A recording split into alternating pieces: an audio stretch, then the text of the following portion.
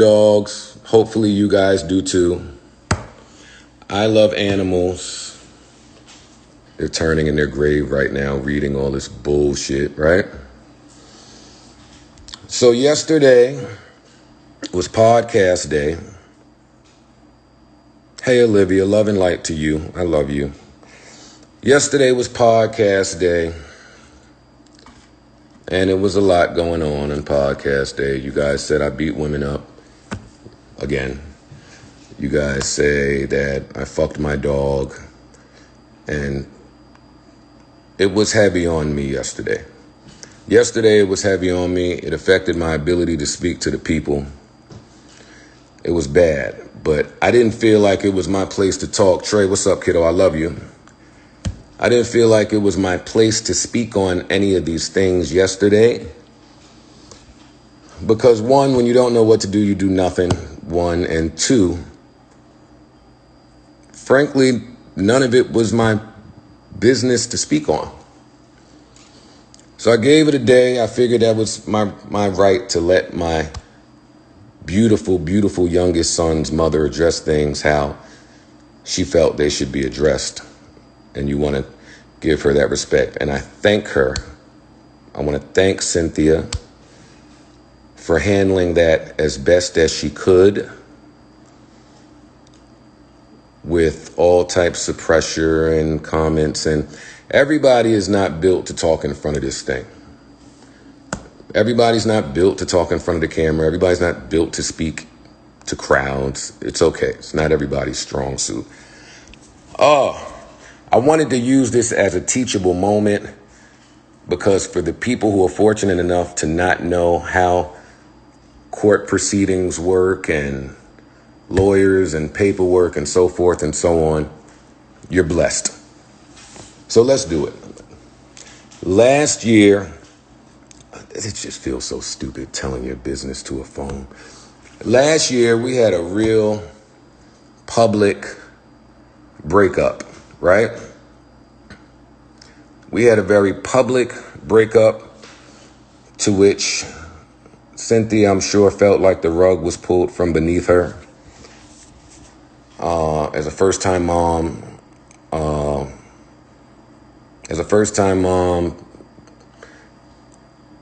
going through postpartum, all of this stuff that she mentioned yesterday, it was just a tough time.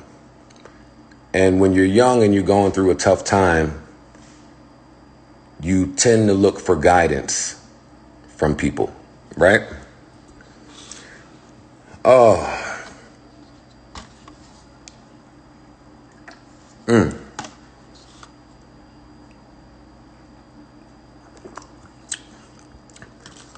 So long story less long. Cynthia looked for guidance in a friend. Or so she thought was a friend.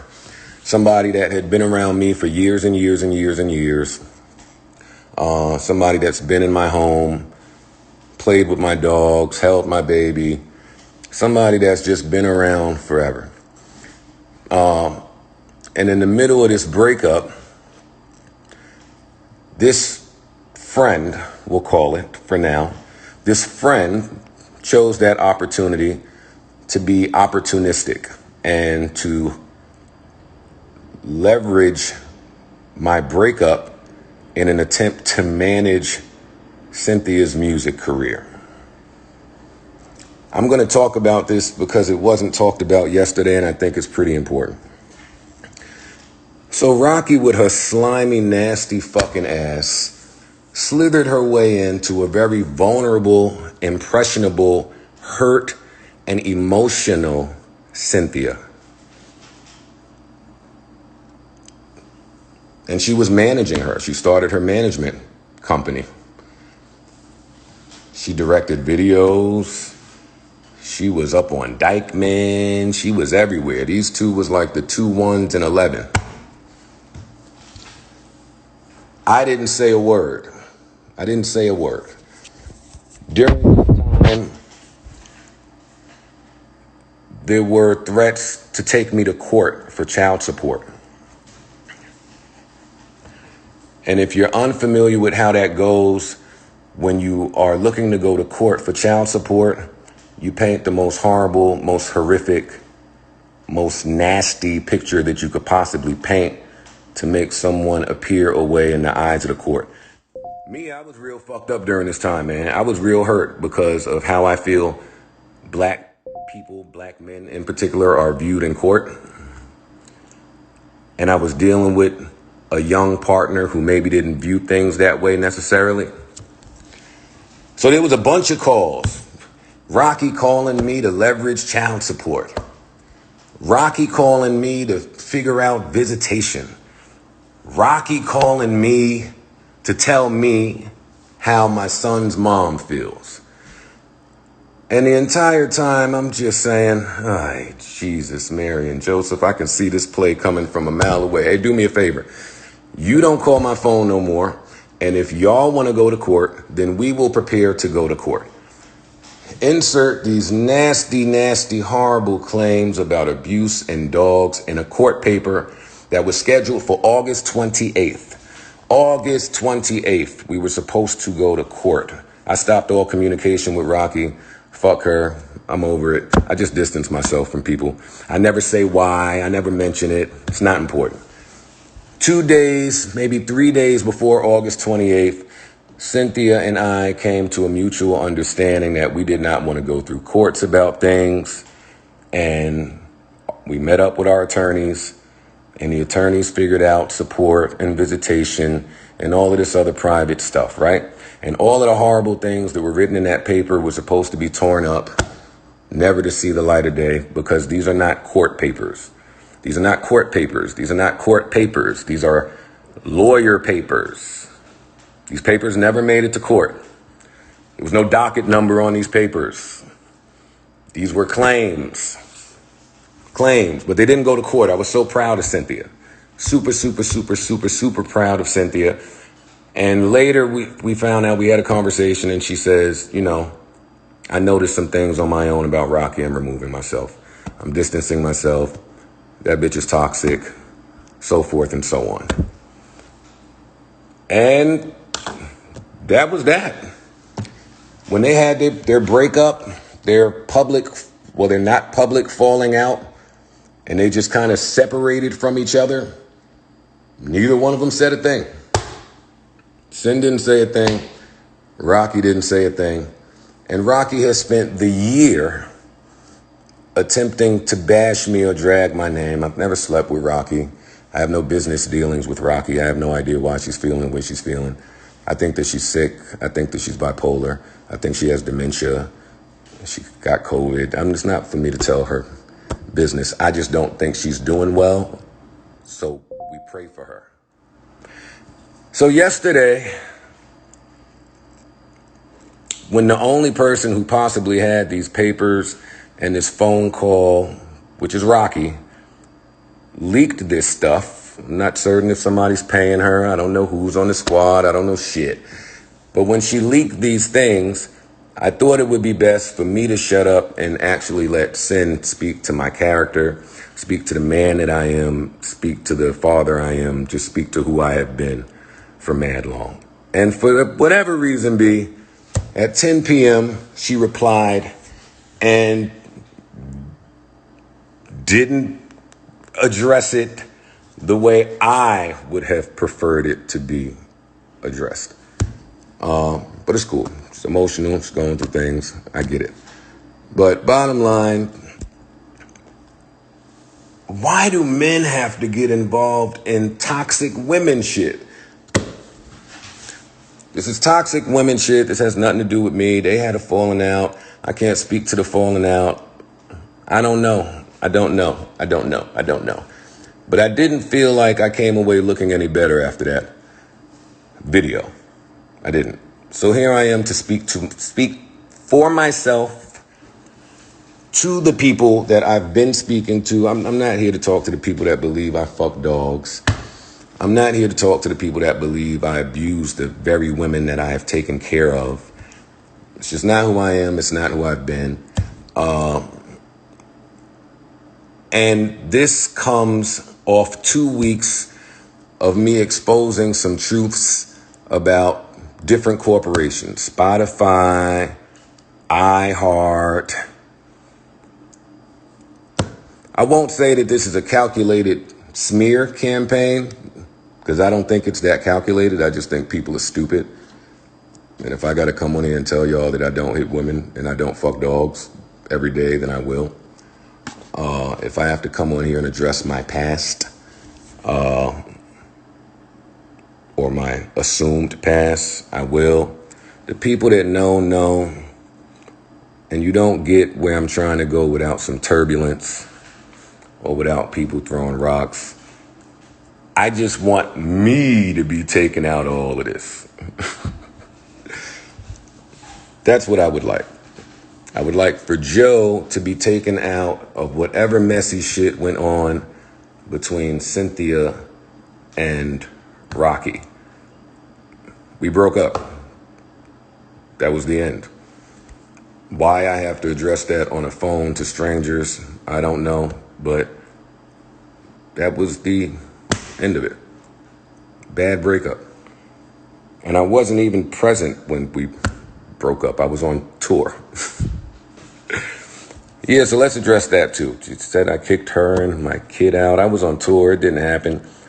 I don't want to just get on here and refute things. The blogs can do what they want with this. But it was important for me to say it because Sin didn't say it. For some reason, she called RaQi a sister. Excuse me. This girl wasn't a sister. You didn't know this girl. You didn't know this girl at all. You didn't know her intentions. You ain't been around her enough. Why we're calling this woman your sister and protecting her anonymity on a fucking live at 10 p.m., I had smoke coming from my head last night. I had smoke coming from my head. And it's just not going to be another day of people who don't know me and people who won't know me speaking about the man that I am and the character that I have. Do with that what you want. Hopefully I was able to clear up some of this dog fucking stuff for you guys. No, this isn't to bash anybody. As I've said on my podcast a million times, everybody is doing what's best for them. I love you too, Tisha. I can't speak to what people are doing or why. I know that yesterday my son's mom was on the phone with the very lawyer that instructed her to write all of that horrible shit. And I'm like, fam, this ain't the time for lawyers and PR. This ain't the time. It's just not the time for this. This is a time for like urgency. It's a time for urgency now. It's just a time for you to get on there with your makeup not done, with your hair messed up, and say, fam, if you know Joe, Joe loves dogs, and Joe loves women. Have I had some messy breakups? Yeah. Sue me. Andy and Snow will never want me now. And that's why I'm sad. But outside of that, everything is a fucking mess. It's ghetto and goofy. It is ghetto and fucking goofy, and I want the ghetto goofies to get the fuck away from me. Jesus, Mary, and Joseph. Thank you for the love and support. I see y'all, man. I see y'all. I appreciate it. I appreciate the love. I appreciate the support. Keep these ghetto, goofy bitches away from me, please. Still should have let me beat that whole ass in 2016. No, it's not about that. Not about that. I'm not here for violence. Nobody should get hit. Nobody should get beat up. Listen, it's a national pandemic. Unemployment is at an all-time high. Everybody ain't making what they're supposed to make. Mental health is plummeting. I understand. Shit is fucked up out there. It ain't for the weak. Exactly, Dree. This ain't for the weak. This ain't for the weak. Saturday, we'll be back to business. There's 3 episodes left.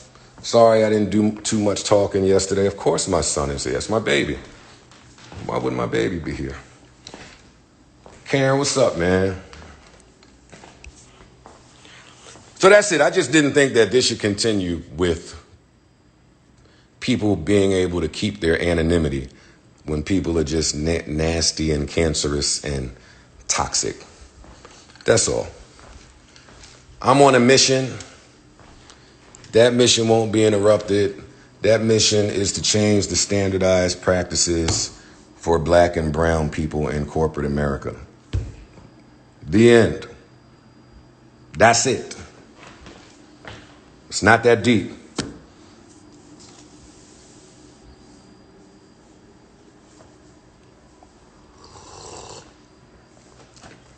Thank you. Peace. Manifest peace. Peace, love, light.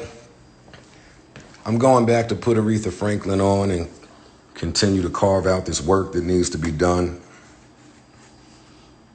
But enough. Enough of the dog talk. Enough of the abuse talk. Stop it. Or don't. But at least you have now more information and more facts to go off. Because yesterday I'm dying for her to say, hey fam, how did this recording get leaked? Oh, this recording got leaked because I was recording you and someone was next to me. And they were recording also because I was attempting to build a case in the event that XYZ. It don't matter now because everything is great. But it just didn't feel right. So to anybody thinking horribly about me, I don't blame you. When people that you love, when people that you set yourself on fire to keep warm, can't or won't speak to your character, now the fuck would y'all know? Luckily for me, enough of y'all know me. Enough of y'all have been in my presence. Enough of y'all have been in my kickbacks. Enough of y'all have done business with me. Y'all know where I'm at with mine. Love y'all. Enjoy yourselves. Bye to the blogs. And no, not that. Prayer to everybody involved. Prayer to me. Prayer to Cynthia. Prayer to anybody who might be affected by all this toxic bullshit that's going on. All right?